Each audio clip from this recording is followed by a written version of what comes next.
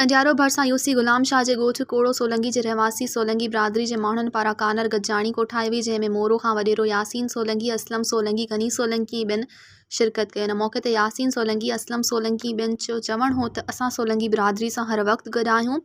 सोलंकी बिरादरी जे माण्हुनि खे अकेलो न छॾियो वेंदो। जिते सोलंकी बिरादरी जे माण्हुनि सां नाइंसाफ़ी थींदी त असां पहुचंदासीं। उन्हनि जो चवणु हो त PP शहीदनि जी पार्टी आहे।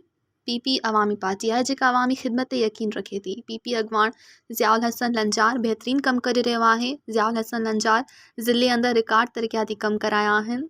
इहो ई सबबु आहे जो मोट में अवाम ज़ियाउल हसन लंजार खे भरपूर मोट ॾेई रहियो आहे। मुख़ालिफ़ केतिरियूं बि कोशिशूं कनि पर मकानी चूंडुनि में PP उम्मीदवार वॾी अक्सरियत सां कामयाबी माणींदा।